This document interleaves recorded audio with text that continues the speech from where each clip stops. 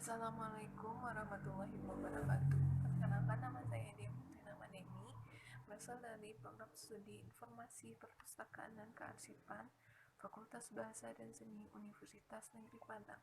Di sini saya akan mempresentasikan mengenai merancang skema klasifikasi arsip. Dimulai dengan pemberkasan arsip.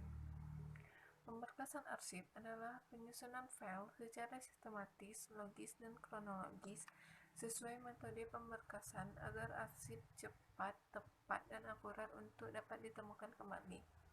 Sistem pemberkasan arsip adalah cara atau metode penyimpanan arsip secara sistematis ke dalam peralatan menurut aturan yang telah direncanakan, termasuk proses penentuan indeks, kode penyusunan, dan penetapan arsip dengan cara yang sistematis sehingga dapat dengan mudah, cepat, dan tepat ditemukan bila diperlukan. Tujuan pemberkasan arsip yaitu satu, ketepatan dan kecepatan dalam penemuan kembali arsip. Yang kedua, mengatasi adanya dokumen yang hilang.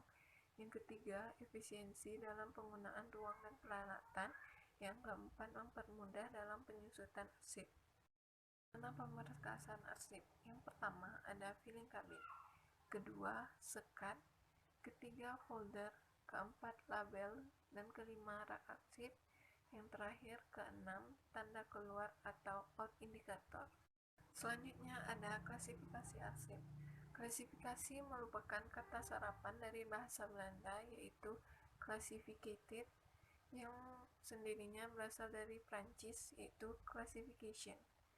Di dalam KBBI, klasifikasi memiliki arti penyusunan bersistem dalam kelompok atau golongan menurut kaidah atau standar yang ditetapkan. Selanjutnya ada kode klasifikasi. Kode klasifikasi adalah penandaan arsip dengan menggunakan angka atau gabungan angka dan huruf.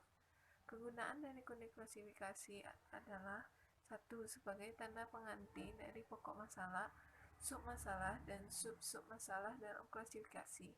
Yang kedua, sebagai alat untuk mengatur susunan dan urutan berkas dalam penyimpanan arsip. Kode klasifikasi arsip terbagi menjadi dua macam. Yang pertama, kode klasifikasi alfanumerik merupakan kode klasifikasi yang menggunakan gabungan angka dan huruf. Yang kedua, kode klasifikasi DDC merupakan kode klasifikasi yang menggunakan angka.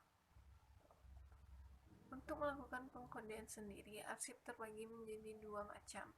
Satu, arsip fasilitatif, yaitu arsip yang berhubungan dengan kegiatan penunjang organisasi dan dimiliki oleh setiap organisasi. Yang kedua, arsip substantif, yaitu arsip yang berhubungan dengan kegiatan pokok organisasi dan berbeda-beda pada setiap organisasi. Selanjutnya ada indeks.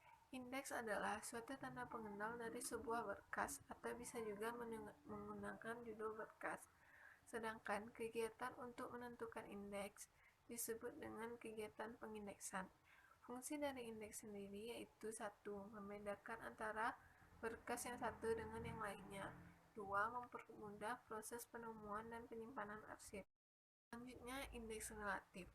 Indeks relatif adalah daftar subjek atau masalah skema klasifikasi, termasuk sinonim yang disusun berdasarkan urutan abjad, yaitu daftar heading subjek berdasarkan rincian subjek dan kodenya. Indeks relatif disusun berdasarkan urutan abjad. Kegunaan dan indeks relatif sendiri pada arsip yaitu satu, untuk memudahkan menentukan kode klasifikasi arsip sewaktu arsip baru masuk maupun arsip akan keluar. Yang kedua, sebagai alat bantu penemuan kembali arsip yang sudah disusun di dalam filing cabinet. Selanjutnya ada pelabelan. Aturan dari pelabelan sendiri yaitu satu, pengetikan dimulai dengan menyamakan jarak yaitu satu garis spasi dari sisi kiri. Yang kedua, jika digunakan label rangkap dengan tanda angka, judul harusnya diketik di tengah bawah dan tanda angka di atas label. Yang ketiga, judul dibuat dari salah satu nama sebenarnya atau dilakukan pembalikan nama. Yang keempat, judul harus selalu konsisten. Yang kelima, pemberian tanda baca. Yang keenam, nama dicetak dengan huruf besar semua atau huruf pertamanya saja. 7. Judul dibuat sesingkat mungkin. Yang ke-8, label dicantumkan di tab semua folder. Selanjutnya, penetapan arsip adalah kegiatan penetapan arsip di dalam laci file atau rak file. Caranya dengan memasukkan arsip ke dalam folder dengan meletakkan bagian arsip di posisi sebelah kiri. Di dalam folder individual, arsip diletakkan berdasarkan urutan tanggal. Terakhir, penemuan kembali arsip dilakukan dengan cara 1. Pencarian. Yang kedua, pengeluaran arsip dari rak. Yang ketiga, penulisan di sarana peminjaman. Yang keempat, pengembalian. Cara merancang skema klasifikasi arsip. Langkah pertama, kita menyiapkan arsip yang kita miliki untuk diklasifikasi. Di sini saya mempunyai ijazah sarjana, rapor hasil belajar SD, dan juga surat kegiatan Dharma Wanita. Langkah selanjutnya, kita menentukan kode klasifikasi arsip tersebut.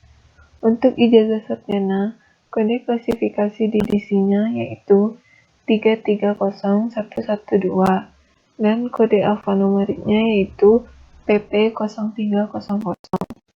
Untuk rapor hasil belajar SD, kode klasifikasi divisinya yaitu 3722 dan alfanumeriknya yaitu BM0103.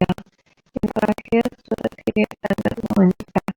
Kode klasifikasi divisinya yaitu 30214 dan kode klasifikasi alfanumeriknya yaitu KP0800. Langkah selanjutnya membuat daftar indeks. Dalam pembuatan daftar indeks, kita menggunakan nama lembaga dan kita harus mengurutkan sesuai dengan abjad nama lembaga yang mengeluarkan arsip kita tersebut, sebagaimana yang saya buat di tabel ini. Setelah membuat daftar indeks, kita menentukan indeks relatif arsip yang kita miliki. Sama seperti membuat daftar indeks, menentukan indeks relatif arsip juga harus diurutkan sesuai dengan abjadnya.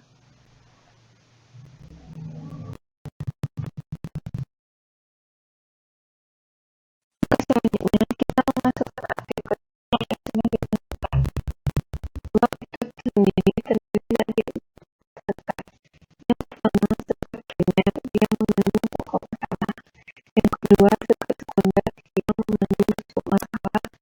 Yang ketiga, sekat tersier yang mengandung sub-sub masalah. Yang terakhir, folder yang berisikan berkas atau surat yang kita klasifikasi tadi.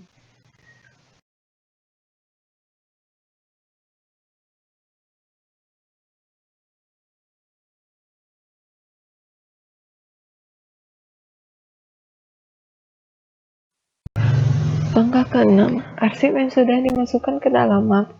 Selanjutnya kita masukkan ke dalam filing kabin yang masing-masing lacinya sudah ditentukan masing-masing pokok masalah dari arsip-arsip yang kita klasifikasi.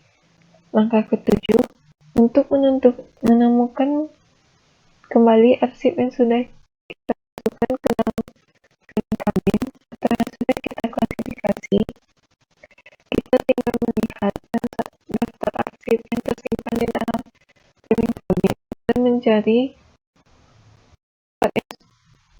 mencari di tempat yang sudah tertulis dalam daftar tersebut.